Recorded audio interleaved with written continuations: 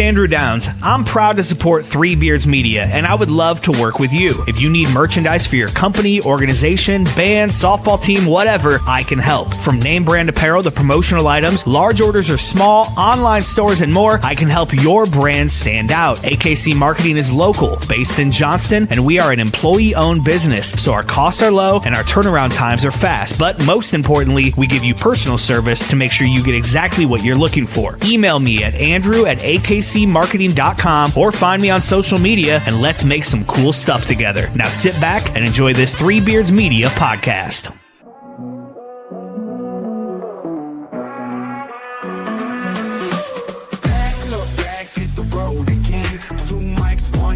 And a long time plan. From the bright lights flashing down in Old Sin City to a 2-drink minimum in the town so great. Plus non-stop on the interstate. Truck stop coffee keeping us awake. Midwest roads, yeah, we know them well. From Des Moines to Chi, got stories to tell. Late nights, bright lights, open night fights. Killing on stage, then it's back to the flight. From the cornfields to the Vegas Strip. Ain't no stage where we don't fit. Billy and Willie's workshop, welcome inside. Where the jokes are sharp and the laughs collide. From the neon glow to the small town dive. Comedy's the road that keeps us alive. Comedy's the road that keeps us alive. Billy motherfucking B. What you know? You flipped your hat around, start getting I all my hat around because I heard that song, man. I heard the jam. It's I was like starting with, to do my Kendrick Lamar dance. in over the Sylvester Stallone and Over the Top. Right. It's like it was like a switch when I turned my hat around. Be like, your Sylvester Stallone sounds a lot like Buffalo Bill. That's the same guy, I think. See, I'm a one-trick pony. That's why I don't do all that. I can only do. So do Sylvester Stallone as Buffalo Bill. Let me hear it. Hey, Adrian, put the lotion on your skin, would you? What's going on? Nothing, man. How you getting around? How am I doing? Getting around. How you doing? Like, it's the post Cheeto the week. It's fucking insane. I've been good, but I mean, every once in a while, I just crack up. I'm like, if I find something of his in the house or something. I mean, the other day I went to go get Coco something at the store, and I saw something. I said, "Oh, Cheeto would like," and I'm like, "Oh, he ain't here." So yeah, it's just it sucks. It just sucks. Mm-hmm. Are you planning on getting another puppy? No, God, no. I know. I didn't even want Cheeto after Max died of my other Pomeranian. I told my daughter, and then she brought this little puppy over, and I said, "You know what? I'm 60 years old." But then my plan was when she brought Cheeto, I was 60. And I thought, okay, these dogs live to be about 15. So I thought maybe he'll live to 15. I'm 75. I could probably check out about then. I thought maybe we die together. So you could have the dog outlive you. It wouldn't be as painful. Exactly. Yeah. I need one of these to outlive me. I'm just going to keep getting them. Well, you get the bigger dogs that they're well, of course, my Cheeto only lasted a little late. But, every time somebody gets a big dog, I think that's great. But, God, it's like, you're lucky if you get 8 to 10 years with them. That sucks. Yeah, I just I mean, Jax was huge. Yeah. But Brig, the Brig, I mean, the Brig is a specimen. Yeah, Brig, he doesn't seem like he's a big dog to me. No, he's the Evander Holyfield of dogs. He's fucking rock. Guy has 1% body fat. Jesus. He's such a dumbass. You should see him fucking run. He'll go in the backyard to, go to the bathroom or whatever. My deck's just long steps. And he goes fucking. Just flies. He doesn't. He gets probably to the 5th step on his first fucking. Yeah. I've seen him just ram his head right into the side of the fucking. Jump right up like nothing happened. You don't care, man. Fucking idiot. That's the whole thing is like, I get so into these dogs of mine, and do you ever wonder? Do you ever wonder? Do they have thoughts? Do they have? I mean, are they just acting on reaction? I mean, you know what I mean? Like my dog, Cheeto used to stare at me, and I used to think to myself, Why is he staring? He's staring at you because you're his whole fucking world. Here's what I'm pretty sure we've talked about this before, but like the way a dog looks at you, like I was riding my bike today in my stationary bike, right? Yeah. And my dog's just fucking laying on the bed next to me. And you just look over at him and he's just fucking just looking at you, just waiting for me to do something. Just wait and see what I'm doing. And then if I move an inch, he's ready to go. He follows me everywhere. One of these days he's gonna knock me down the fucking stairs. That'll probably be your demise. That'll probably how they find you. Because he races me. Yeah. Like so fast, he can get ahead of you in a minute. Yeah, and he's just, he gets in he finds a little gap and he's just gone. Yeah. It's crazy. I mean, you just wonder, are they looking at you because they just want food, or do they really like you? I mean, you just wonder all the time. You are God. Like imagine, like you're a lot more religious than I am. Yeah. Well, like imagine if God showed up right in front of you. Yeah, I'd stare at him too and say, "Hey, listen, can you get me a pizza?" Like, yeah, and like that's literally what you are to a dog. Yeah, yeah. I mean, you know what I always find funny is like these people that do that studies on like that, they could tell you like, mammals think this or dolphins, and it's like, how the fuck do you really know? How do they? I mean, I know you could do enough studies to where you think you might know. Yeah, they assume. I think, yeah. It's like brainwave, it's brain waves and whatever else. So like, I'm sure they can measure, like they know what frequencies. Yeah. Monkeys freak me out. Have you watched The Righteous Gemstones? I fucking love The Righteous. Okay, the last one where she got the guy that got crippled. Monkey. Yeah, but that monkey. I mean, it's like, I think they really do have monkeys that do that. Dr. Shit. Watson. Yeah. Go get me something to drink. Give me a black cherry White Claw out. He got the wrong one, but she goes, but still. Yeah, feels fucking badass, right? Yeah. That's what you need. I can see a monkey with you. Oh, I would love. Oh, I know. But that's a particular kind. What is that kind of? It was that she said the name of it. Brian Allen says I'm my dog's best friend. No, you are his God. Yeah. You aren't his best friend. Yeah. You're his best friend, his fucking wife, his God. You are every fucking thing. Right. You're every 70s soul song to him. If we gave humans the characteristics of dogs when it came to, like, that's the thing. Everybody, you'll see that shit all the time on Facebook. Like, find you somebody that looks at you the way my dog looks at me when I have a piece of bacon, or something like. If someone did that in real life, it would freak you the fuck out. I think that's the thing that made me cry the hardest about my Cheeto is that the first time I walked in through the garage to the thing, he was always wait at the door. And as soon as he would see me, he would spin twice. Yeah. I mean, that was his thing. It was a spin twice, and then he would come to me. But the spin to me was like, you're here. It's great. On the other hand, I could go to the fucking mailbox and come back. You do the same thing. But still, I mean, that was, that, yeah. But yeah, that's like, that was all logistics. Yeah. Yeah. They are really bad at time. They have no idea. You could be gone a month. You could be gone fucking through 14 seconds. Doesn't matter. Well, and that's like, if he's hungry, he'll, because his whine is the same if he's hungry or if he wants outside. So if I start letting him outside, he'll go out the door and then turn around and come right back. And that's how I know that he's hungry. He's hungry, because he says, I played my little trick. Now just give me what I need. Yeah. What I like about Brig is he's so happy to see people. I mean, I know he's happy to see me. And he always like jumps up a little bit. You got to constantly say, Brig, down, Brig. Yeah, but he gives you that look like, I ain't seen him in a while. Yeah. What do you want me to do, man? Because the dog jumping on you is like their high five. It's like, I'm just trying to high five him. Dude, he'll stand at the top of my basement steps and watch me walk down the steps. Like, I'll feed him and then I'll come downstairs to do whatever I'm doing on the computer or whatever, right?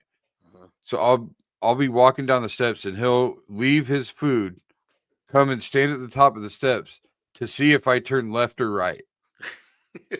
Because if I turn right, he knows I'm just going to sit at my desk. Yeah. If I turn left, I might be leaving. So he needs he will dart down the fucking stairs. It's amazing the little things that you find that they're a little more intelligent and give them. Nothing will expose your habits more than a dog. Yeah, that's true. That's very true. They just know. Yeah. Like he knows when if I like raise my recliner, he knows that he's not gonna get petted or anything. Yeah. Like, Cheeto knew whenever I put on shoes, it was always a bad sign. Yeah. As soon as he see me put my shoes on, I was like, fuck, where are you going? Oh fuck, man. Yeah.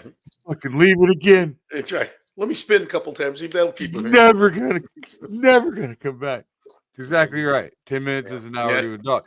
Because that's what dog years are, essentially. Like, exactly. You know, if you measure them out, it's like that's what time is. You know? Because a dog that lives to be 10, that'd be like being 70. Yeah, exactly. And so if you're gone for an hour, you've been gone for days. Yeah. They're also the biggest cock block you've ever seen. No. Although I was never this. I never was the one that could get you know, the guys used to say they used to take the puppies to the park and the girls would come out and want to pet the dog. I never needed that. But some people use that. That's their game. I couldn't do it because I can't clean up his dog shit. I'd take him to the park and they'd all fucking kick me out. You can't do the pooper scooper, huh? Oh, dude. I can't even think about doing it. Did you change Billy's diapers when he was a baby? That's literally the only time in my life I didn't fucking gag. Yeah. I don't know what it is. Something about shit. Well, something about human shit or what, just fuck dog shit, whatever. Can't do it. Like it's been a thing since I was a kid. When I was, my daughters. I mean, my wife and daughter have that gag reflex. Yeah. Like if they see something that they'll do that. Yeah. And it's that. And I always thought they were a kid. And I thought it was like a joke, but it's just very serious. Yeah. He knows it, like if he pukes on the floor. I can't. Yeah. I pay somebody to clean up the shit in my backyard every week. Yeah, I mean, I was going to say, especially with him, you're definitely going to have that. Yeah, he shits like 6 times a day. You wish you were that regular. If I was that regular, my asshole would be raw. 6 times a day? Fucking kidding me? You'd be bleeding and you wouldn't even have a hemorrhoid. It'd just be are you a regular raw guy though? Are you like a first time in the morning guy? I shit every single morning right away. God first bless thing. You. And then at around lunchtime. And that's usually it. And there you go. Bedtime. Usually twice a day. Okay. But there are days. There's days where I might shit 4 or 5 times. Let's veer this conversation. I embrace it. I'm not afraid. I've got a bidet. Oh, that's right. Yeah. There's I've heard you talk about end. that. You love that. The bidet is fucking life-changing. I will never understand why every household doesn't have one. Especially now, you can get it. It's $40. You can get it, and you get them, and then they just hook it right up to your. You can hook it up to your toilet. Yeah, your existing shit. I wonder if you could do it to where you could make it almost like a power wash, to where like you could probably kill somebody. If you turn that thing up a little too high, right, you gotta ease into it. That's how you found out you're gay, I think. No, that's not how I found out. That's how I'll tell you how I found out my brother was gay. No, my brother's not gay. He's not gay. He's not gay. I'm just kidding. But this fucking story, all these stories I've told him so many times in my life, so I never know if I've told it on the show or not. Yeah, I understand exactly what you're saying there. Yeah. But somebody will let you know. Yeah, someday when we have an audience that's regular enough, somebody will tell me. Yeah, quit telling that fucking story. Yeah. So, my brother, man, I swear I've told this story on here. When he was like, I don't know, I want to say somewhere between 6 and 8 years old, he was in the bathroom. We didn't have a shower. We just had a bath. We took baths. Yeah. Right. And one day he's just yelling, "Billy," at the top of his lungs. And calls me in the bathroom. He's taking a bath. I go in the bathroom and he's looking at me. And his eyes are like... I think I know where this Did I tell you this story? No, but I just think I know where it's going. No, you haven't told me It has not been on this show. I know that because I've not. Okay, so he's in the bathroom. He's fucking... Like I said, he's like between 6 and 8 years old. He's... My finger's up my butt. It didn't go where I thought it was going to go at all. And I just fucking, oh, hold on, I lost my headphones. I just start fucking, I lose my mind laughing. And I remember this clear as day, like it happened yesterday, because he was so happy. His face was, there was so much fucking joy and surprise. Like, is that the day you can put it in? You can put stuff up there. Is that the day he broke up with his wrestling buddy, or that was the day the wrestling buddy began. That was. Right. He told his wrestling buddy, "I want to make you feel really." That was good. the gateway drug to fucking the wrestling buddy. Dry humping. So, what'd you tell him? Did you say anything as a big brother? Did you say, "Oh, well, here's what that's all about"? Or no, I made fun of him. Okay, good. I was thinking maybe you kind of went the way of the White Lotus. I told all my I started jerking him off.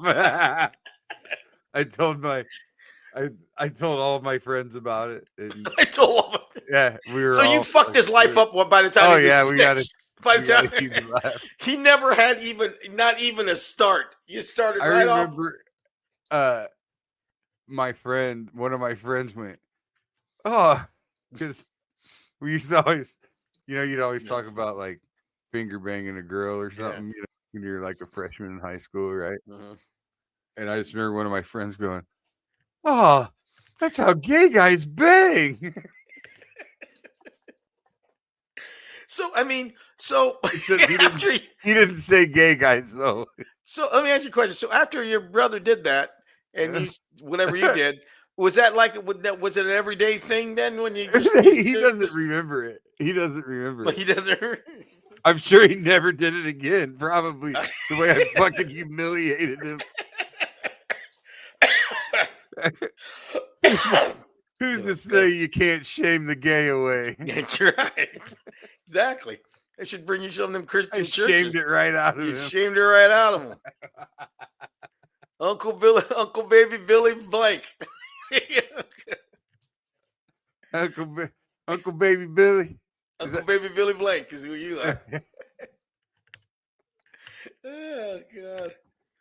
Do you watch the White Lotus then? Oh yeah, I watched all of it. I watched a lot. The way that ended was insane. It killed everybody off in the last episode. Have you seen it all? Did you see the endings? Yeah. Yeah. Well,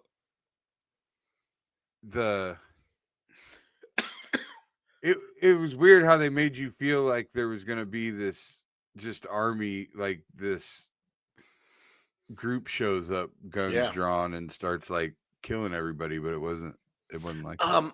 So here's what's interesting. The guy that was the old man that he shot, that Walton Goggins shot, that he thought fucked with his dad. That guy was a long time ago. He was in Urban Cowboy. He was the villain in Urban Cowboy. Yeah. I knew that, but what I didn't know was that he was also Uncle Rico in Napoleon Dynamite. No, wrong guy. Oh, it was? Oh, because somebody put that on Facebook. No, it's the other guy. The other old guy is Uncle Rico. Oh, okay, yeah. Oh, Greg. Okay, he was Uncle Rico. Yeah, he's also he's Laszlo. Remember Real Genius, Val Kilmer? Yeah. He's Laszlo, the guy that lived in the fucking wall and shit or whatever. Yeah, unbelievable. I know it's crazy to watch. And there's another character. I can't remember. He's actually had kind of a wide range of cool ass characters. You know what's weird, Billy, is because you're 20 some years younger than me, but I don't know if this has happened to you yet, but it's happened to me, and I'm 69. Like the other day, I ran into somebody that I thought was a lot older than me, turned out to be my age. And, in your own mind, you want to think, oh, I look better than that. But, you don't really, you can't look in the mirror and really say, okay, I look, So it was weird to me to see him. I'm thinking, okay, this is my peer group, and this guy looks like fucking Moses. You know, we talked about this recently, though. Yeah. I remember us talking about this recently, maybe not on here, but how some of it has to do with the way you dress. Yeah, that's true. Because I still dress like I might fucking jump in a pickup game or something. Yeah. Like most of the time. You know what's weird is I'm at that age, and I don't know what it is. Like I know when I'm getting colonoscopy in a few weeks, and I think it'll probably be my last one because they say after 70. But like I go buy clothes, and I still buy clothes, and there's a part of me that thinks, did I just buy my last really good suit? Am I going to buy any more suits? I mean, I got enough suits. I mean, you know what I mean? I mean, I'm at that point in my life where is this it? Is this the last suit? Is this the last pair of really good shoes I'm buying? It's depressing. It's fuck. Well, if it makes I had my last dog, so I mean that's If it makes you feel any better, if you don't answer the phone, I get worried. Yeah, exactly. I'm at that age. You're exactly right. I mean that's. I guess Bill Burr's new comedy album's called The Drop Dead Years. Yeah, and he was talking about that the other day, and I've been talking about it for years. Is that you get to a certain age to where like if I was to die, it's not that big a deal. It's like, not a big surprise. No, he's 69. It's devastating in the moment because you weren't sick or something. But you're in your 40s. If you die, it's like, oh my God, this is horrible. Yeah. Oh, geez. I die, it'd be like, okay, you had a good run. No, I'm throwing myself on the fucking casket. I told you. Come in. I'm be like, why did I start doing a podcast with fucking somebody that can drop dead? You get there and say, and we were just starting to take off. We were just getting some traction. You could do one of those Weekend at Bernie things. You could just stuff me and I'll just kind of sit like this. We just got a new sponsor. Chris would be like, he never did give me back my computer. He goes up to Jenny. I'm going to need that mic back. He goes up to Jenny at the funeral. He's like, listen, I know this may not be the time, but I don't know how else to get a hold of you or anything. That's right. Yeah. You don't know where Willie left that mic and headphones, do you? Yeah. I can really. So are we're getting together at your house after the funeral, right? So I can just grab that while I'm maybe there. That's where the microphone's at. I'm gonna say it's up your brother's butt, is what I'm gonna say.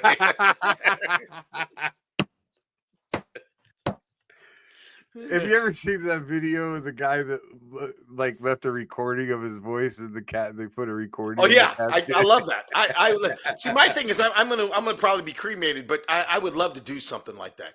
Yeah, I want a New Orleans jazz funeral. You want like a parade? Yeah, I want to we'll do a parade down Highland Park. In front of Chuck's. Fucking umbrellas and fucking. We'll march from Chuck's to North High School. The problem with that is everyone that would be a part of the jazz funeral wouldn't know me. Yeah. Because the only way you can do it right is to have people that have no fucking idea who I am. Yeah. Anybody know what's going to be a bunch of fucking geriatric white people fucking trying to carry my casket and dance around and shit. By that time, AI will evolve even better. We can just whip up a jazz band. No, we won't have a jazz band. We'll just play our theme song. We'll play the Billy and Willie jazz theme song. And then I have the fucking Isizarettes. Yeah. Oh yeah, I went to an event not too long ago when they were there. Yeah, those kids cook. They cook good. Oh They've always God. been the best. Yeah, I always loved the Isizarettes, man. I don't know. I really would. I would like. Would you rather just not know? Would you rather just wake up dead, more or less? I think at this point in my life, I think about it a lot. But I was thinking, do I want to be sick for? There's a point. You be sick for a while. And then that way you get tired of living because you're sick. And then you want to go. Or do you want to say, okay, you got a month? I don't know. I don't know. Or do you want to just 1 minute you're here, 1 minute you're gone? Don't know. Yeah, I'm kind of torn on it too. Yeah. Have you noticed most of our shows are about death anymore? We had our obituaries last week. Yeah. Well, we had to change from fucking jerking off and sexual deviance. Yeah, that's right. Our show's gonna go from Billy's perversion to death. That's it. Bill died of a sexual asphyxiation, so that's right. Well, and here by the end of this show, we'll probably be talking about necrophilia, so it all blends together. That's right. But like I think I would. Like, there's a part of me that wants to see it coming because I would want like a living funeral. Like, did you ever hear the book Tuesdays with Maury or whatever? Yeah. So that was the deal with Maury was he had a living funeral. Yeah. Because he always thought it was, you never get to hear all this stuff everybody says about you until you're dead. Did you ever see the Curb Your Enthusiasm when they did the living funeral? Yeah, I did, but I don't remember it for some reason. Well, of course, Larry fucks it up, but I mean, yeah. That's the whole thing. It's I guess it's your whole religious thing. I mean, a lot of people think that they're going to die and their body's going to hover and they can hear what all the good things people say, but I ain't taking that chance. Ain't taking that chance, exactly. Yeah. So yeah. So maybe I have a living New Orleans jazz shooter and I just fucking lay there. I think you just you fake your own death. Yeah, that's like the fucking tilt-a-whirl. That's right. I'll cut a hole in the side so you can hear. Make sure. Somebody say Billy would fuck the hole. Billy's crying and people are crying and they'll say, Billy, what's going on? I said, can you say that a little louder, please? Well, Billy, say it a little louder. Funeral pyre. Reverend Ray wants to fucking bonfire. We'll put fuckholes all in your casket, so everybody can just everybody group fuckhole in Billy's casket. Reverend Ray wants a Jim Morrison funeral. Yeah, what's a Jim Morrison funeral? He just said funeral pyre. It's an old fucking. It's a Light My Fire lyric, which actually that song was written by Robbie Krieger, not Jim Morrison. But look at you with all the info. Wow. I went through a huge Doors phase. Did you really? Yeah, like early 20s. I went nuts. I read all the books. So was Val Kilmer a good Jim Morrison? He was an excellent Jim Morrison, except for Hollywood. Like if you watch the movie The Doors, a lot of people would think Jim Morrison was a prick. Yeah, I mean, that's what I assume too. Yeah. And if you read about it, everybody says he was the most polite, like great guy. But like I read, so that was when I actually started to read stuff. That's when I realized like it wasn't that I hated reading. It was that when I was in school, I was being made to read things. Yeah, and not of your interest either. I mean, right. Yeah. And so therefore that would spill over into making reading a job for me. So when it came to we're going to riff and picking out new books, it was like getting a new toy. I would find fucking choose your own adventure books and shit like that. I wasn't looking for what did Jim Morrison actually die of? And did he really die? Because there's always been that rumor that it's pretty well. I mean, pretty well decided it was a heroin overdose. But anyway, someone told me that there's a book. It's called "No One Here Gets Out Alive," and it was written by their road manager, one of their old road manager, whatever. So I read that, and that's when you'd always hear about people talking about how they would read a book in just a few days, and that was like I thought only smart people did that. Like I was like, I'll never be smart enough to read a book. Fuck that. That's like 500 pages. What's wrong with you? Well, I read that book in like 4 days. Yeah. And what about Cat Williams says he's read over 30,000 books or something like that. I believe that. He read a lot of books. I'm a book reader. I read a lot of books. That's what this motherfucker does. He reads all of my drug tests are 0%. That's right. Of all narcotics. I get my blood tested every 3 months for 25 years. Yeah. This 12-year-old motherfucker beat my ass. Actually, honestly, that shit, that might be true because doesn't he have 1 million foster kids or something? Yeah, he's supposed. I mean, everybody you talk to that knows him says he's brilliant. So I think he has, but if he has a whole bunch of foster kids, he might have to get drug tested. No, I don't think he's on drugs. He's just a very confident little motherfucker. Well, and he's sure of himself. Yeah, for sure. Yes. So then I read about the Patricia Keneally, which was Jim Moore. That was the girl that he married in the pagan hand fasting ceremony. Do you retain when you read? Do you retain things for years? Because I used to read a lot, and mostly what I read or used to read was I used to read a lot of documentaries, nonfiction. I don't. Yeah, I don't I'm like, a big I'm mostly a nonfiction reader. I'm not reading any. Yeah, I'm not reading no Harry Potter or anything. But my problem is I'll read it and I'll comprehend it while I'm reading it, and then like a year later, if you were to give me that book, I wouldn't remember one thing I read out of it. So I do the same thing with movies. I mean, there's a few movies I can remember for the most part. If I saw a movie 10, 15 years ago, I can't remember. Well, I think it comes down to whether or not it made an impact.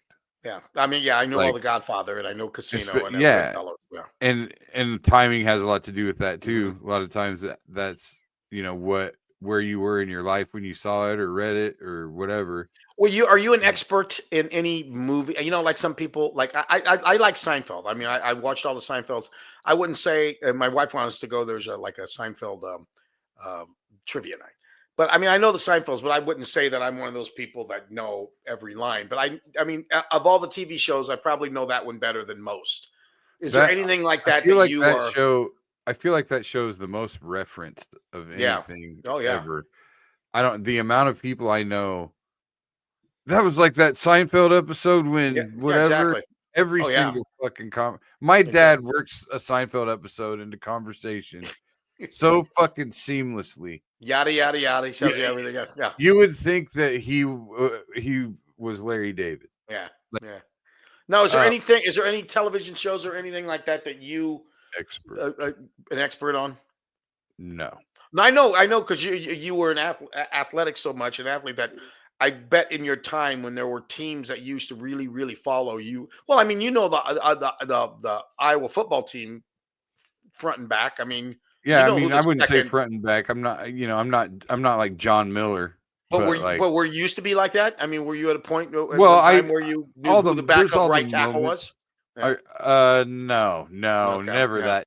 Yeah. Like, I could tell you who a lineman is here and there every once in a while. Yeah. But most like if I were to see a lineman on the street, even half the team, if I saw them without a uniform on, I might not know who they are. Yeah. You know what I mean? Yeah. But I mean, there's movies. I have a lot of song lyrics, and like my girlfriend just sent me some like TikTok video of some chick talking about all you out there who just bring movie quotes and song lyrics into conversation and shit all the time. Like, how's it going? How are you? Like, I don't know. Chris, you could Google this. I don't know if there's some kind of mental disorder or something that basically they're talking about, like that. That's a symptom of a certain kind of something where, because I do that a lot. That's why she was saying that, because I just fucking I know the lyrics to a lot of songs. I mean, I know the lyrics to a lot of songs. Yeah. I mean, especially when they come on and they're playing. Yeah. I mean, anything from the 60s or 70s, all R&B, Motown, Stax, all that. I mean, I know it's crazy. Yeah. How I can remember all that stuff. So it's just, and that, I think with songs, it's more about how repetitive, like, that period of time you listen to hear those songs over and over again. Okay. So there's no such thing as a recognized medical psychological disorder specifically defined as knowing too much about movie references, but cinephile is someone who is very interested in and enthusiastic about cinema as an art form and knows a lot about films. Hyperthymesia is a condition that leads people to remember an abnormally large number of their life experiences in vivid detail, which could extend to movie references.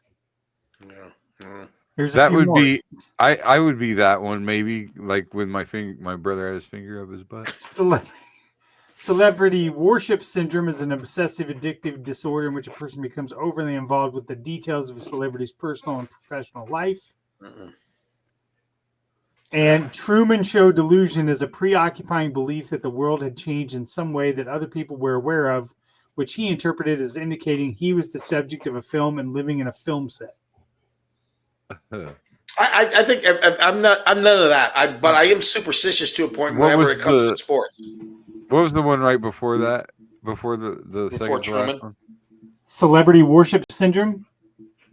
Yeah. So I know a girl that I went to school with, and she may even fucking see this, but whatever. She has Bret Michaels from Poison, right? Yeah. She has his signature tattooed on her arm. So he actually wrote on her arm, and then she ran to a tattoo artist and had him, or just got his autograph and had him tattoo it on her. Wow. And she knows things about him. Yeah. Like, well, she's a stalker, pretty much. Yeah, last time he was here, I hung out with him, and it's like, you got any dirty? Oh, his girlfriend his girlfriend so and so is so nice. Oh, okay, yeah. Well, I mean, where'd you go see him? Fucking Osceola, the fucking casino, Lakeside, kicking Parables. Let me ask you a question. Have you ever starstruck? I was once in my life, and I've met a lot of people, but only one person made me stop in my tracks. You got anybody? No. This is over 30 years ago. I'm walking through the Las Vegas airport after doing a gig. I'm with my ex-wife at the time, and she was ahead of me, and she comes back and says, okay. She goes, please don't lose your fucking mind. Just walk by if you want to say hi, but please don't. Mickey Mantle. I met Mickey Mantle. No, James Brown. Oh, James Brown, and he's sitting in a chair, and he's got like the fabulous flames around whoever, and he's got a scarf on, and they're talking to him. I don't know if he missed a plane or what. And I'm out of my mind. I'm like, oh my God, Mr. Please, please, please, Mr. Papa got a brand new bag. Mr. It's a man's. I'm just babbling. I'm just took him, and I'm just talking. I'm saying everything I could say right at him, and the flames are around me. They're looking at me. He's looking at me, and I'm saying all this goofy shit. And he looks up to me and he goes, "Better do that." And I went, "Thank you." I said, "Thank you." And I walked away. And my ex-wife said, "What did he say?" I said, "I don't have a fucking clue." That's what he said. And I said, "Thank you." I said, "Thank you." Because you know why? Because he looked larger than life. I mean, I've seen Mickey Mantle just look like an old drunk. But this was James Brown. He had the hair up. It looked like he might have just came from a show. It looked like he still had on a jumpsuit. It's like... Can't go in public. Not like $1 million. My old man once got Dr. J's autograph and didn't know who it was. Oh wow! Saw him at the airport, and a bunch of people were getting his autograph. So Dad went over and got his autograph. He came home. He's like, "I got this autograph."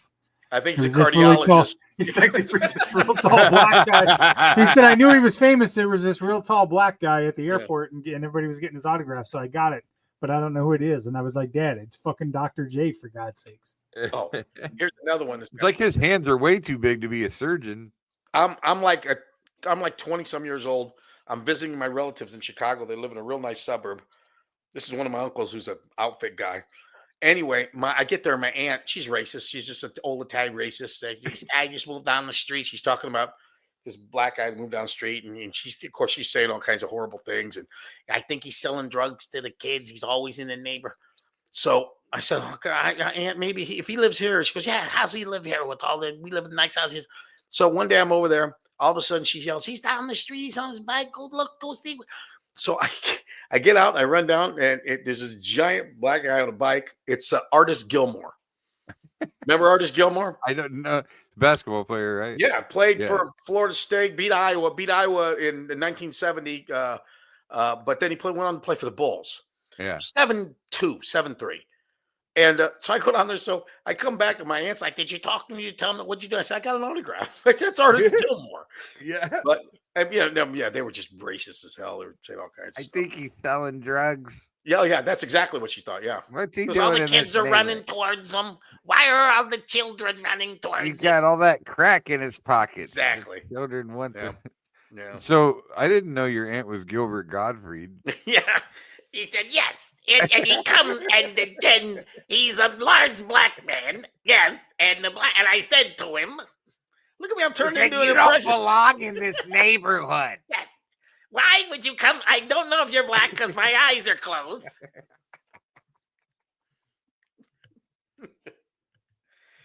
Billy, we're turning into an impression house. We're going to call it the Willie, Billy, and Terry Fader show. No. I'm so upset I'm molting. Ta-da! What were we just talking about? Oh, Starstruck. That was it. Now, anybody do it to you? No, but I've acted. I've done the thing where, like people, like stars, whatever. Like people think everybody, wants something from them, right? They think everybody that talks to them wants something from them. I've been that guy. I've been the, how can I find a way to get something from this guy? Well, the thing is, I think part of it is, I mean, you in comedy, I mean, you've worked with some famous people, so you've been around people that have been famous. So, well, like Shatner. Yeah. Like I didn't give a shit about William Shatner, but I was like, I knew how famous he was, so I fucking kissed his ass. Yeah. On the set here and there, but at the same time, fucking clowned around. But I mean, like Tony Rock. I mean, he's not Chris, but still, he's Tony Rock or as far as the genre, as far as comedy, Michael Blackson's. He's a big star in the comedy world. Yeah, I mean, there's, and I mean those. Yeah.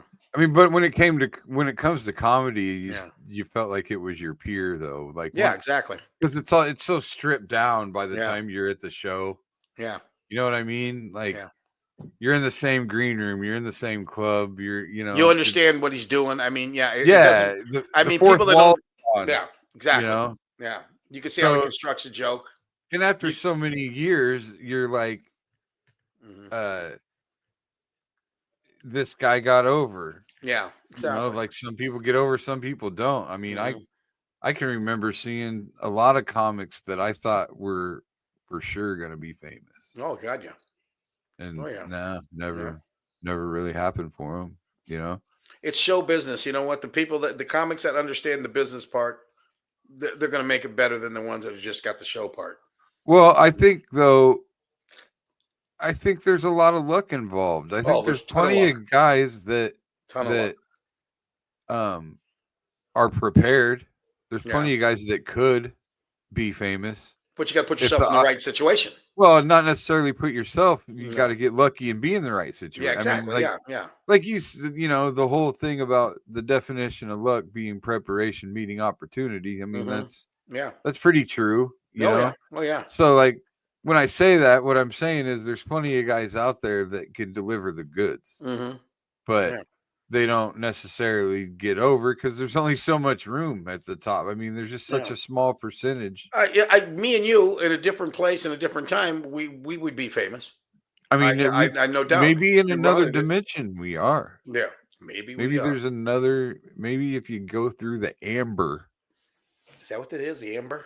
Yeah, there's like a amber, like, I thought it was a broad. I thought it was a door. When they find a fossil or whatever, they find a fucking, this bug's 100 years old. It was preserved in amber for 100 years or whatever.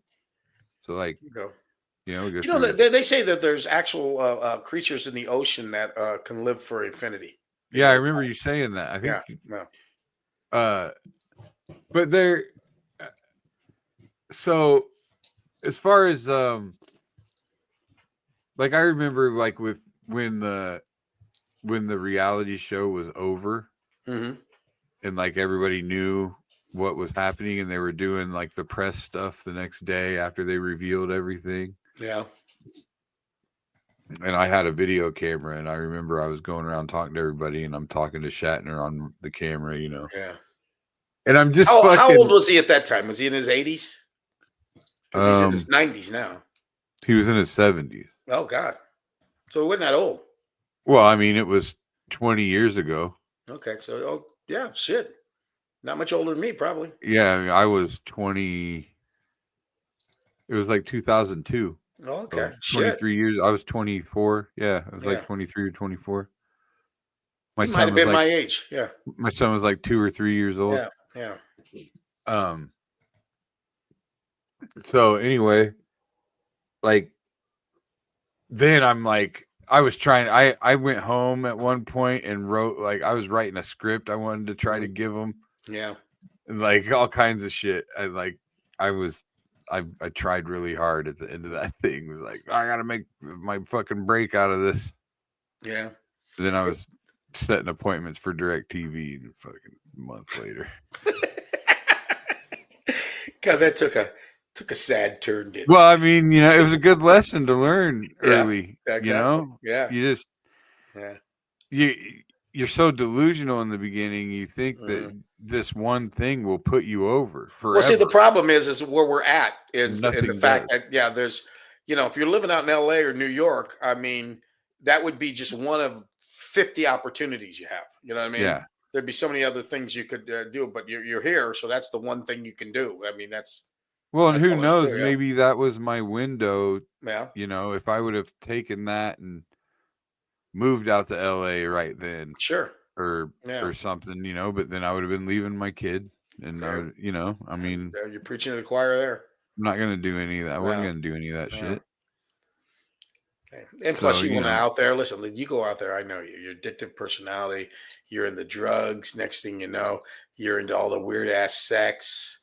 You probably got some secret. How's that different than anything right now? You got to go out there now. You didn't have to go out there for that. No, he's got a secret club where they just got a bunch of wrestling puppets at their. Well, then I'm leaving tomorrow. The fuckhole puppets they got going on there. There's the fuckhole underground speakeasy. You'll meet some guy from hand job you and blow job you. And why is it always got to be gay? Why do you?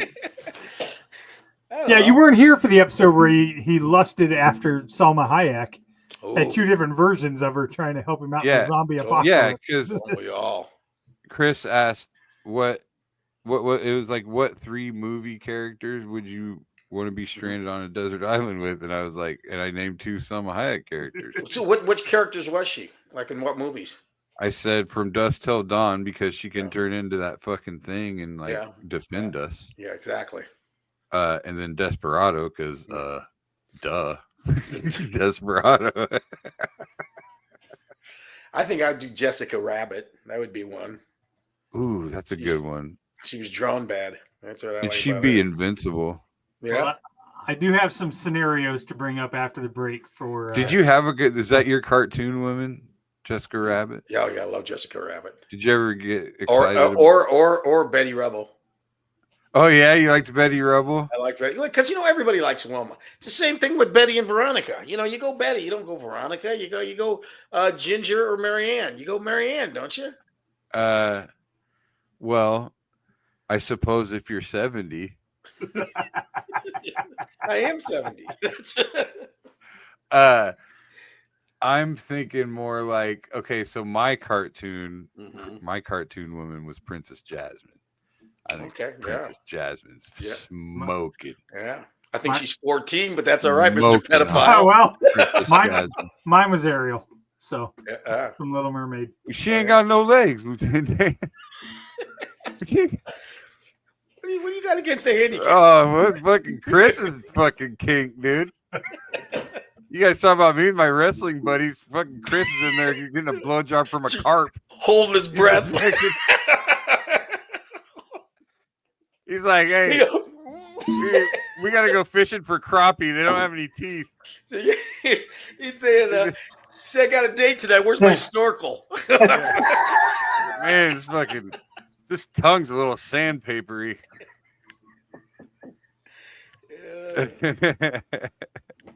I feel bad for her. She's trying to give me a blowjob with this hole in her lip.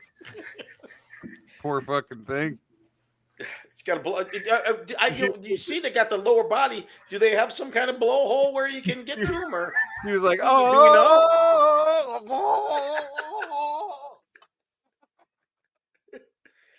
always this show always ends just awful.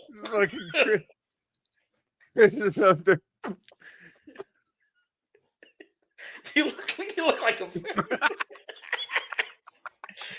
Billy looks like if I was like a fish in an aquarium, he looks like the guy that comes up to it that looks at you. Like you ever wonder like those fish, like they're just hanging out in like the little castle under there. Then a guy like Billy comes up.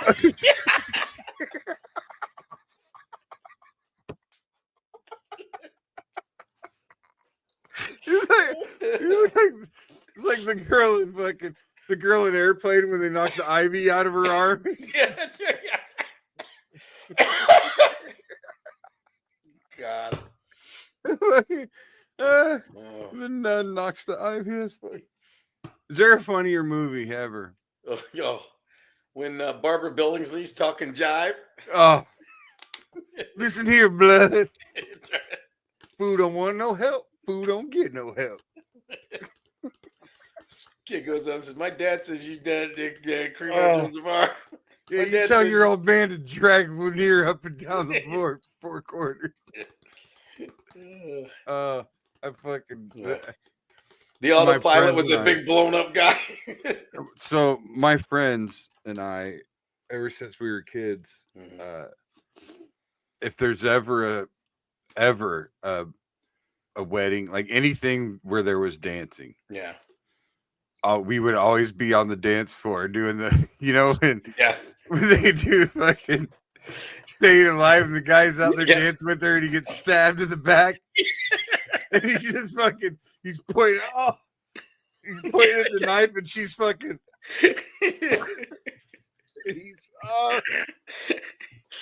You guys should pull that out at a wedding reception. Every fucking wedding ever. Oh god. And we fucking it's fucking insanely funny. Speaking of that kind of genre, because Leslie Nielsen's in Airplane. Oh, he was Leslie Nielsen's was hilarious. Always. Did you see there's a new Naked Gun? No. Seth MacFarlane. I know it. I was thinking, I was the exact same. I was like, I didn't want to laugh. I didn't want to like it. Yeah. A friend of mine sent me the trailer. Yeah. And I got it right now. It made me laugh because it does exactly what it should. It is. Well, Seth MacFarlane's a genius. Well, they use technology to measure up a bit. You know what I mean? Yeah. Yeah. Let Willie see this. This is fucking.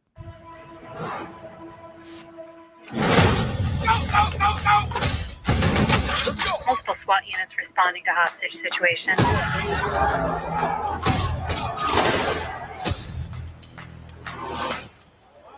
Hey, little girl, stop. What do you want, little one? Your ass. That's the sound of the police. That's the sound of the beast. That's the sound of the police. That's the sound of the beast. Who are you? Frank Drebin, Police Squad. The new version. That's the sound of the police. Hi, Daddy. It's me, Frank Jr. Love you. Hey, Dad. Boy, do I miss you. Sound of the police.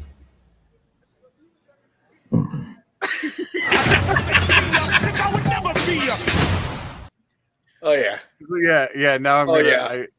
I didn't think, but yeah, they used like the tech that fucking thing with the little girl. Yeah. I'll be seeing that one. Yeah, I'm definitely.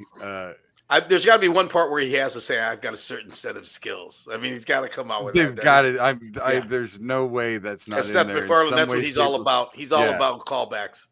And though they're all sitting there, that whole room full of them looking up at their dads on plaques. I didn't even think about it until just now. I didn't notice the whole thing because of the OJ part. Yeah, because they, when they show the guy looking at OJ, but I just realized like it's every fucking movie, every show. Yeah, somebody's dad was your old man would roll over in his grave right now. I like when he was the umpire in the baseball game. When he called I hope they do that. It's Enrico Palazzo. Enrico Palazzo. That's another thing my friends and I have done our whole lives. Every national anthem. Yeah. A bunch of bombs in the air. Oh, God. We've done it our whole fucking lives. All right, we got to take a break. Okay. Take a break. We come back with a Reddit story, a scenario, and I'm introducing a new segment Uh-oh. What can AI do for us on the podcast? I like it. So let's get a word from our sponsors, Greenberry Realty, Revelton Distilling Company, Kyle Lehman, all from the AKC Andrew Downs Marketing Studio. We'll be right back. Making great tasting bourbon requires the perfect combination of ingredients, conditions, and time. The longer it rests, the better it tastes. Revelton Distillery's new single barrel bourbon is made from 80% corn, sourced 100% from Iowa farmers. And unlike mass-produced bourbons, each barrel of Revelton's single barrel bourbon is unique, proofed on when it tastes best. As they like to say, it'll be ready when it's ready. And to ensure the highest standards of quality and flavor, owners Rob and Christy Taylor oversee the production and bottling. Every single barrel. Iowa born, Iowa aged, Iowa bottled. Try the new single barrel bourbon from Iowa's own Revelton Distillery. ReveltonDistillery.com.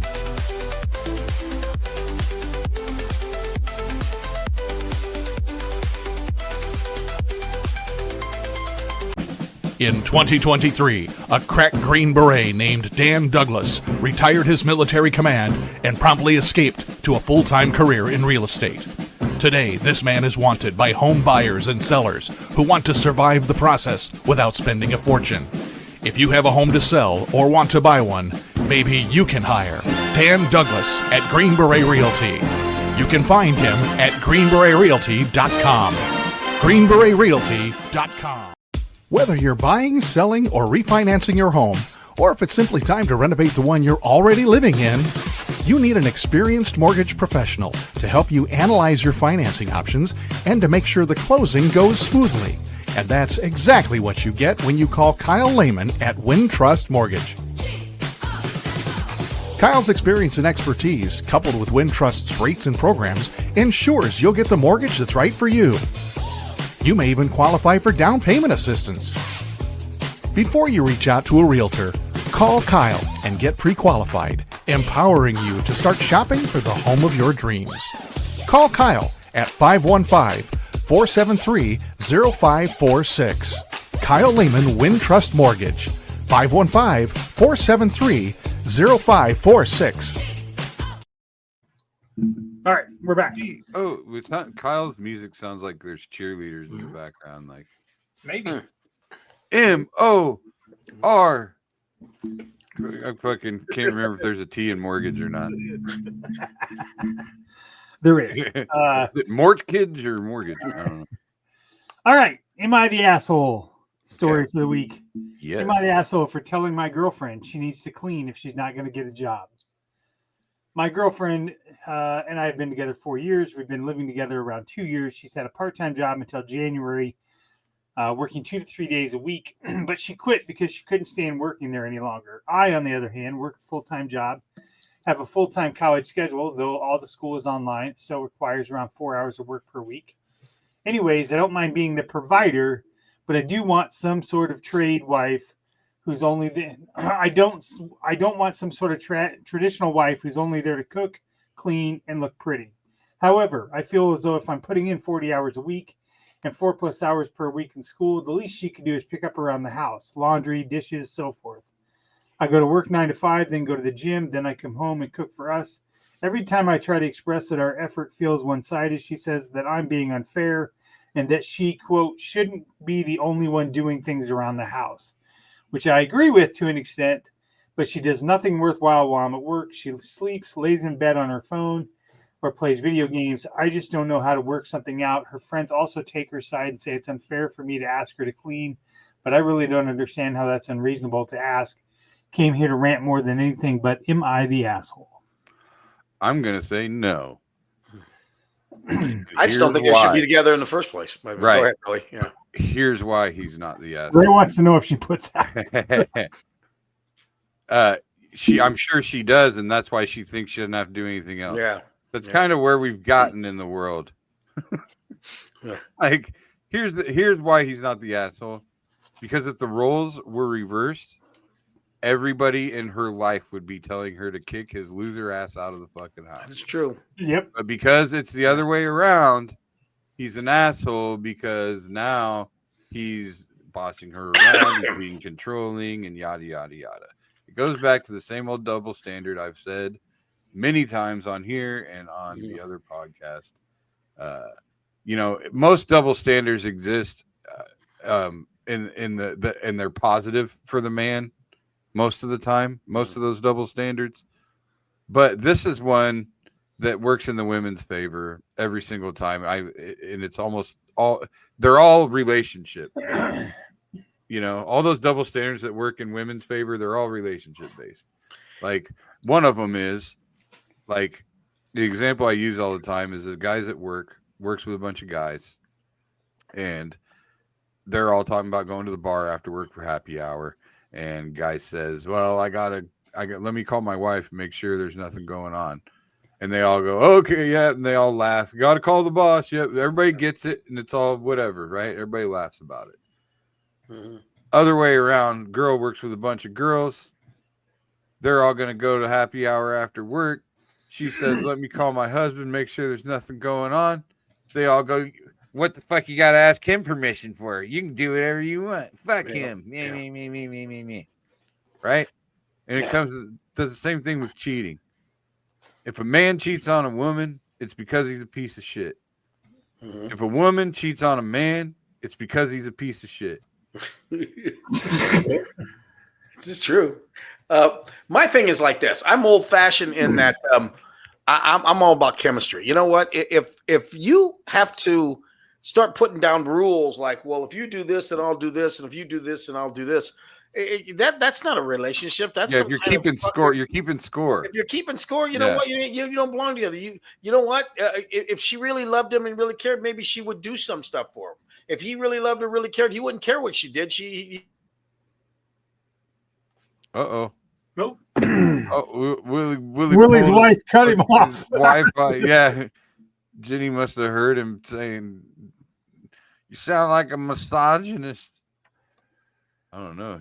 Can you start him over? What are we going to do? No, he's completely frozen. Yeah, completely. I mean, there he is. Oh, what was that? Yeah, you're back. You froze. Oh. Jenny pulled your plug. You started talking some shit, and she's not even here. She's she got that. She's gone. That's why I'm back. Let me tell you about that girl. No, I just feel that. I mean, when relationships start getting to where you got to get a fucking pen and pencil out and say, "Well, you did this and I did this," then it ain't a relationship anymore. It's just turned into some kind of fucking agreement of some sort. That's how it got to be with my ex-wife at the end. I mean, me and my wife. I mean, there is no. We don't have any. Well, if you do this, I'll do. Like roles. No, I mean, we love each other. And I'll do things because I love her.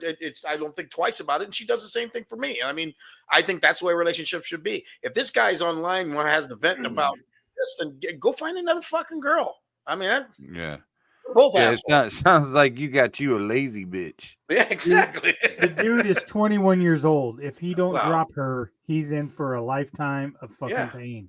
Yeah, I agree. Well, like for sure. My girlfriend pretty much comes over every weekend and stays the weekend, goes home like Monday, Tuesday. I like your girlfriend. She does all the laundry, does all my laundry, and even like the bedding before she and was that something she asked you, or was that just something that it was organic? It was just like one day she was looking around and she was like, my kitchen was like just cluttered, I'm a fucking dude. Me and my brother live here, you know what? He don't do a thing. He's got his finger up his ass. And she's washing those sheets because he's probably got that wrestling buddy. Get your finger out of your ass and help me here. And she's washing those sheets because he's got that wrestling buddy through the week. Yeah. That's right. But she was looking at the kitchen one day, and that's the thing. If the kitchen stayed the way it was, it wouldn't bother me. Yeah. It'd be fine. Right? Yeah. But she can't stand it. There you go. So she's like, "Hey, can I clean your kitchen?" Yeah. What am I gonna fucking say no? Exactly. Yeah. So but she didn't put an ultimatum. She didn't say, Billy, unless no, she's just thinking to her she's thinking to herself, like, if I'm gonna spend 3-4 days a week here, I need it to be a little fucking more girl friendly. little.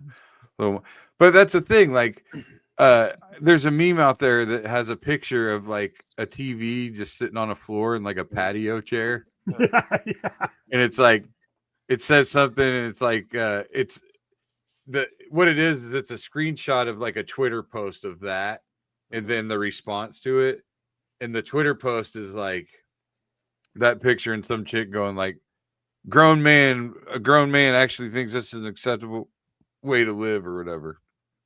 And then underneath that, there's like a comment where this dude's like, women are just mad at how easy it is for men to be happy.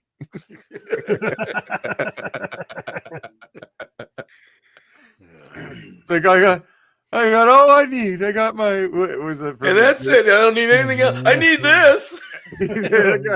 Just this telephone and my dog, and that's it. That's all I need.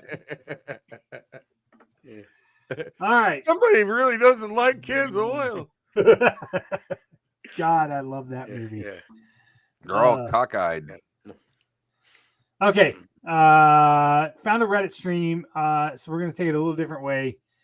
The question is for his birthday, the guy wanted to go to an escape room in Des Moines. He was trying to ask people where to go, what the best escape room was.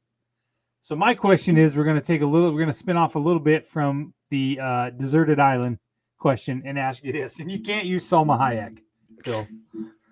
Come on. What real life celebrities? I always found a way to work her in.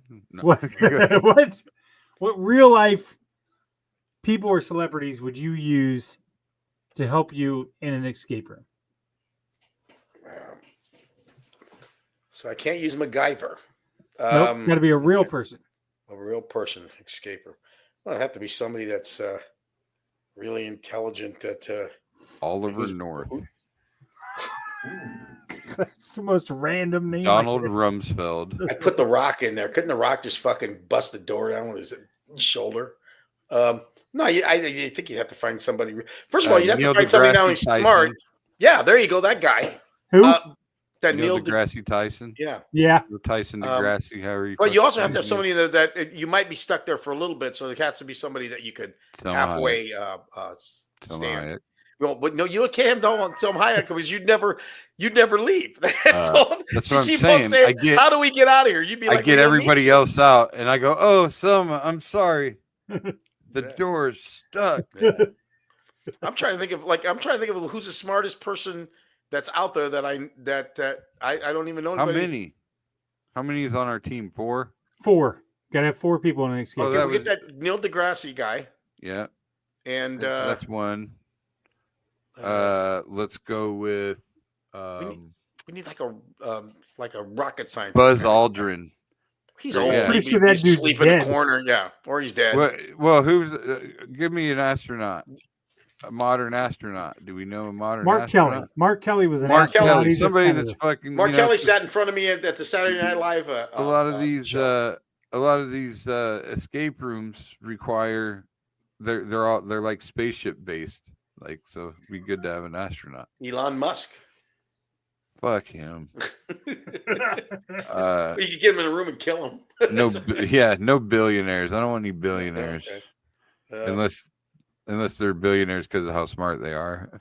Neil deGrasse Tyson guy, whatever his name is, and let me think. I feel like we need some type of that's why I said like Donald Rumsfeld or Oliver North or something. Yeah, some kind of guy that need like an army general. Let's Norman Schwarzkopf. Once again, he's like either dead or 100. It doesn't matter how old they are. It's just an escape room. He might forget stuff. He might say, "All we need here is a sharpened pencil and a razor blade." Yeah, and he'd be right, and we'd all go, "God damn it! Why didn't we listen to him just because he was old?" Just because he was old. Colin Powell. You can substitute Colin Powell. Colin Powell's older than him, isn't he? No, I think he's dead too. Colin Powell's not dead. Fuck me. No way. Colin Powell, I think, is dead. And I'm looking. Hold on. He died in 2021. You're right. Yeah. There you go. Yeah. Please tell me it was colon cancer. Jesus. I'm sorry, but if your name's Colin, The joke writes itself sometimes, doesn't it, Billy? It would just. Well, now I gotta go look. Hold on. It just needs to be colon cancer. Jeez. God, that's just. I feel really bad now even looking. Yeah, but you want to know, don't you? I do. I think we'd know if it was. I think that would have been one of those things that just treated for multiple melanoma. Died at Walter Reed National Medical Hospital of complications from COVID-19 at age 84. Oh, it was COVID. That's right. Now I remember it was he did. He had been vaccinated, but his melanoma compromised his immune system as he was also had early stages of Parkinson's disease. No. See, he wouldn't have been no help. Yeah. Jeez, he was. Yeah. Fuck, he couldn't even. He wouldn't have been shaking the whole time. We need on top of it, or we need somebody that can escape from like a prison. Escape from a prison. All right, let's see what AI says. Okay. Charlie Bronson, Neil deGrasse Tyson, number one. The brain. He's got the science, logic, and calm under pressure. Plus, if there's some kind of star chart or weird math puzzle, he's knocking it out in under a minute. There you go. You know what, Willie? You might have been onto something here. What's that? Ryan Reynolds, the comic relief who's secretly smart. He'll keep the mood light when things get intense, but don't let jokes fool you. He's clever, observant, and has a knack for improvisation. See, that's me. That's I would be him. You're the Ryan Reynolds guy? I'm not sure I know who this is. Macy Williams. She's sharp, adventurous, and not afraid to think outside the box. Ari Stark level survival skills might not help with a lockbox, but her attitude would.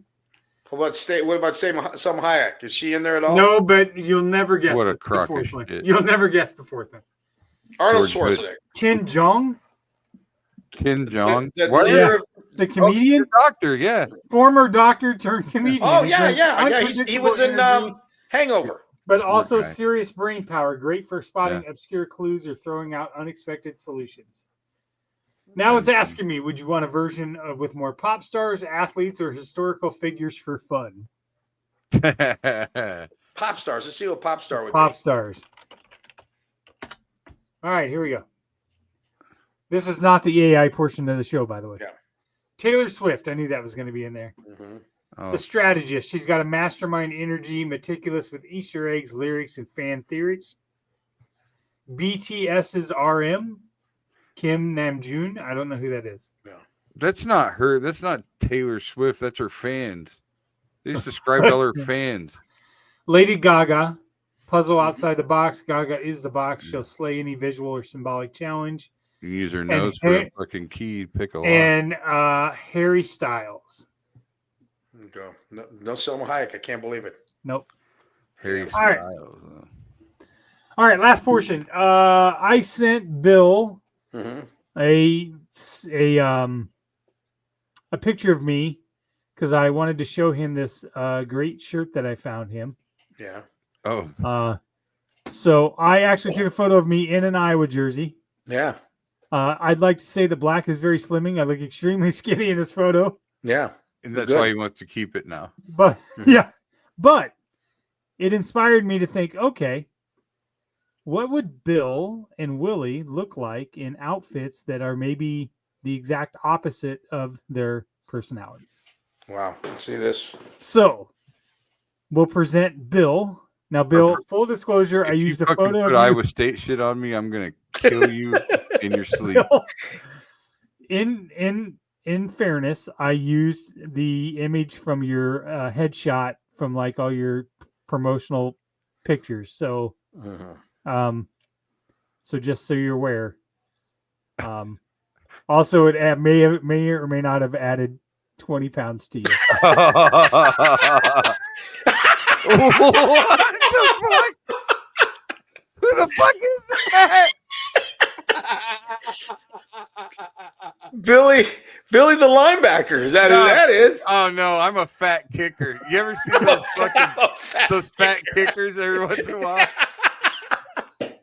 Like guy lines up for an extra point. And you're just like, Jesus Christ, he's fucking getting free lunch. I'm one of those fat kickers. Look at that. Man, what is that face? Fat what kicker. The fuck? I think you just kicked the winning field goal. There you go. I think that guy's actually. I don't know, but than me. you need a fuckhole in that fucking outfit. Got some nice guns on you, dude. I can't with that fucking face, dude. I was like, yeah. who the fuck is that? I mean, you're the old fat kid. You're the guy that's been there. You're the guy that's been there for 6 years. That's okay. Got gray in the beard. He's got that COVID year going. Yeah, exactly. And two medical red shirts. Listen, I'm just trying to get my doctorate before I'm done playing football. And then finally we have Willie. Now I tried to come up with what would Willie's like exact opposite be. So I went with a priest. Oh, boy, don't I look like I'd get all over some little boy? You look Filipino. You look like I look like you look like Pablo Escobar's personal priest. I do.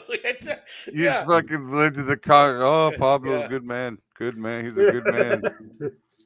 I'm the guy blessing the pallets of fentanyl. That's crazy, scary good though. Oh, god damn. I love the cross on the jacket that isn't even. It's just randomly placed there. Randomly placed like there, you couldn't right? even. Yeah. It's not even sewn on or anything. Look at those eyes. Those You eyes. look like a math teacher in an underprivileged Mexican neighborhood. I look like who's the guy that was in every Mexican movie that the stand and deliver guy or whatever. Yeah, exactly. That's the guy. That's who it is. Yeah. The stand and deliver. Edward Olmos. Edward Olmos. Yeah, you just need more. He played the dad in Selena. Yeah, that's right. Yeah. Yes. Edward Olmos. Edward James Olmos. That's me. Bless you. Oh my gosh! Actually, when I saw that, you look like it's hysterical. You look like you stick up for the kids at the community center. Like, these are good. These are good kids. They're not. The gang members got pinned up again. All of a sudden, you heard "Leave them alone," and then I'm over by the wall with a baseball bat. And there's you, fucking standing there. You don't know them. That's right. I guess this is a beating I'll have to take. All right. Final question. Okay. Final question, real quick. Best Val Kilmer movie. I would say it was a Jim Morrison movie. Best Val Kilmer role character. Best role that Val Kilmer. Wasn't he Johnny Ringo or something? I'm gonna go with Doc Holliday. He was Doc Holliday. Doc Holliday. Doc Holliday, and because the best movie he was in is True Romance, but you can't. You hardly see him. Yeah, he plays Elvis, so he was great in the first Top Gun too. He's a figment of Clarence's imagination in True Romance, but as far as role, I'm going Doc Holliday and then Jim Morrison. Mm-hmm. I'm also a big fan of when he played Chris Knight. Chris Knight was the character in Real Genius. I think Real Genius is a very underrated movie. I forgot he was in that. Enjoy that movie. Yeah, he's great in it. Well, I might have to go down a rabbit hole tonight. And that's the one, Laszlo, the guy from White Lotus. He's the guy that lives in the wall or whatever. Oh, yeah. I rewatched Tombstone the other night. I've not seen Heat. I saw a lot of people over the week. Heat's all right. Yeah. It's all right. But yeah. I'd say the worst movie he ever did was The Island of Dr. Moreau. It's fucking horrible. It's so bad. Ever seen it. Well, it's him and Marlon Brando. Yeah, it was the original one, right? Yeah. Budget. Yeah. And I mean, the concept of it is good, but it's just ended up being really bad. It was kind of like I don't know, when you read about it, I guess Val Kilmer was kind of a prick. He always looked like he would shooting, be. And then Marlon Brando was kind of mailing it in. They were all just really unhappy while they were shooting it. But yeah, I mean, I he makes Tombstone. Like Tombstone has 100%. I think that if you watch it through the lens, like I've seen that movie so many fucking times now because I loved it. And now as I get older, when I watch it, there's a lot more corny shit that I see that like when Kurt Russell meets him at the train station when he's seeing Sam Elliott off. Yeah. After Morgan dies, after Bill Paxton dies, he's seeing him off and he fucking comes up behind Ike Clanton and fucking cuts him with his spur on his mouth or whatever. And he's like, you tell him I'm coming and hell's coming with me. You hear? Hell's coming with me. Like, dude, my hair stands up at how fucking queer that is. Like, it's just my outside. Just since we're on this movie, outside of Val Kilmer, the absolute best scene in that movie is when he scares the shit out of Billy Bob Thornton. Oh yeah, the cards. The cards guy. Oh yeah.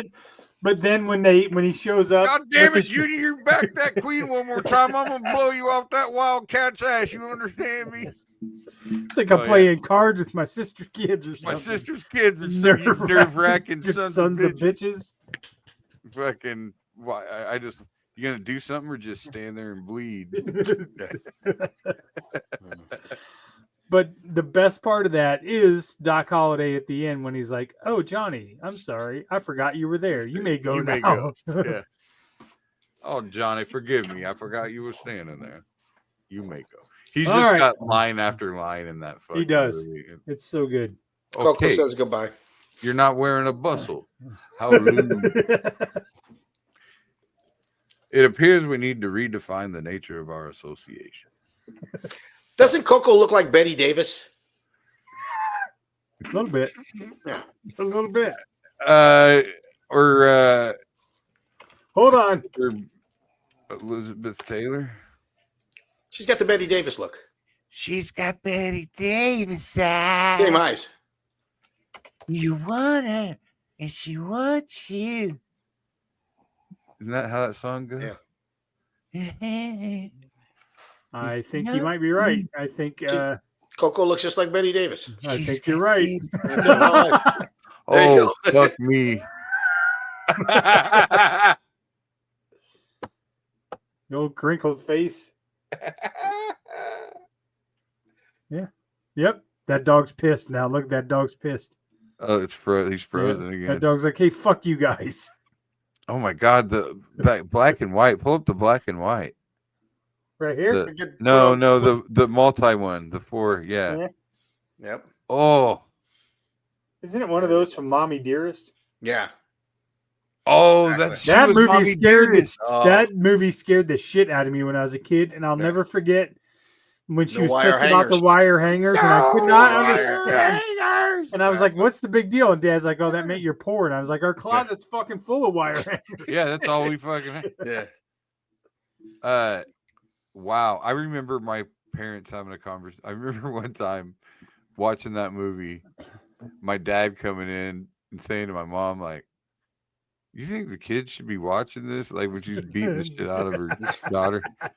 You think the kids should really be watching this? And they definitely should be watching this. My mom was like, "You just let them watch Nightmare on Elm Street the other night." My wife, like, yeah, but that's like not real. My wife took our daughter to Superbad when she was like 10. And the first scene where they're drawing all the dicks, I said, "You know what?" I said, and still, you powered through that. She goes, "Yeah." When Grand Theft Auto the video game came out, where you could like beat up all the hookers and whatever else, get the money back. Yeah. And Taylor was like 12, and she's like, "Dad, can I play that game?" And I was like, "Well, just mute the sound." Yeah.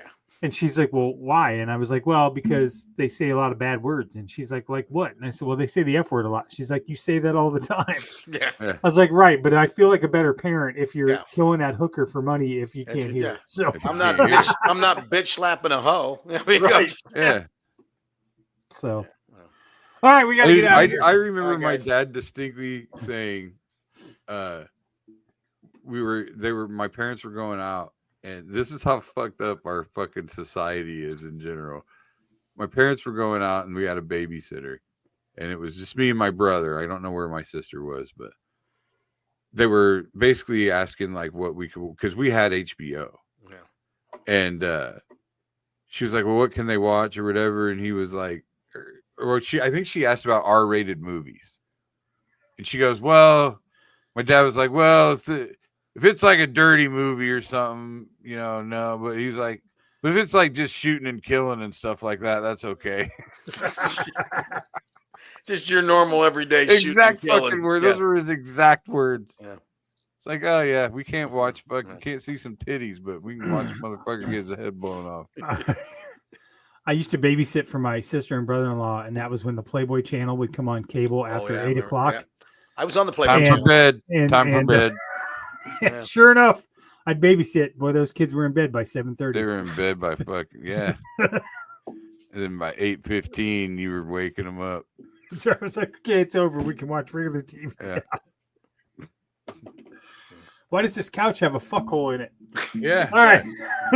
God, Chris's baby. How come every time Chris babysits, there's stuffing coming out of the couch? Chris Vance.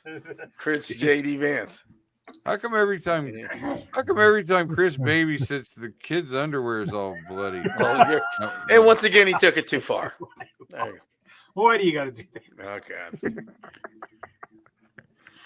I was thinking about what was that? Gone Baby Gone? Yeah. Ben Affleck. Yeah, Casey Affleck. Yeah. Well, it's Ben Affleck. It's Ben Affleck. What's okay? So not Gone Baby Gone. Something else. One where Casey Affleck's the fucking cop, and they find that fucking kid. No idea what you're talking. Oh, dude, it's fucked up. It's fucked up. Anyway, Sounds there's a fucked shot. up. Yeah. There's a shot of like fucking bloody kids' underwear in like the sink when they. Okay. Just don't leave us with that. You got to leave us with something better. Willie, why don't you wrap the show up? Willie, okay. Well, thank you for coming to the Billy and Willie happy hour. And, hold on. Should I confess to the fucking Willie, the Mexican priest, before we leave? Tell him I'm sorry. You are fine, my son. Now, please. Okay, go ahead. Confess. Fuck it. Why not? Let's go ahead. Give your confession. Okay, okay, Willie, you're the yes, priest. My son. Yes. Hold on, you're the priest, and I'm an ICE agent. I'm an ICE agent that just came into your church. That's right. Well, where is your green card, sir? It's not a confession. That's right. You come sir, here. Are you false pretenses? Please sir, let me get my Selena collection. I will go. Sir, are you sanctioned to work here in the United States? No, please just ship me down to the Gulf of America. I will stay there. Okay, Priest Willie. Yes. Mexican Willie. Mexican Willie. Priest Mexican Willie. That's it. Mexican Willie. Today I made jokes about really tasteless jokes about bloody underwear. No, I got a joke though. It's a Mexican priest and a fat, overaged, overweight football kicker walk into a bar from Iowa State. And kicker says, the laces were in. They're with a horse, and he said, "Why the long face?" No. I can't keep looking at this picture. It's bothering me. I even feel like I'm a pedophile on this thing.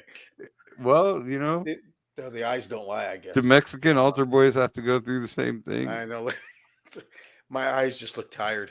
It's like I've seen too much. Oh, God. God damn. Come here, let me. Shut up. He always goes into Buffalo Bill there. But before you got on, Chris, we were talking about Sylvester Stallone. Bill does a combination of Sylvester Stallone / Buffalo Bill. Same character. You said I should do impressions, but I can only do one. Everything's a slightly different version of Buffalo Bill. I can only just do him. Yo, Adrian, put the lotion on the skin. Hey, I'm gonna do it on Adrian, Cup and Link. Yeah. I'd fuck me. Would you fuck me, Adrian? What are you doing? I'm making an AI video. I'm making an AI image. But 1 second here. Keep Typey talking. McTyperton over there. That's right. Let's see if we're gonna see how good Chat GPT is. We'll wrap. You know up what, with Billy? this. One of these days we're gonna come to doing the show. Oh my God! I reached my limit. Chris won't be here. It'll just be an AI Chris doing the show for us. Right. I'll say, "Where's Chris? He's gone now. I'm in charge. That's right. I'm the captain now." All right. Well, I'm the captain now. I'm ending this shit show for God's sake. Thank you. All right. God bless you. All right. We're out of here from the Andrew Day on AKC Marketing Studios. Thanks for our sponsors. Billy, Willie, thanks again. Catch the rest of the media, the rest of the podcast on 3 Page Media. We're out of here. Peace. Bye, Mexican Willie. Plugging all this. Goodbye, place kicker Billy. Just a mic and a dream, and now we ride this circuit, chasing that scene. Every heckle, every cheer, every silent stare made us sharper, made us bolder. We ain't going nowhere.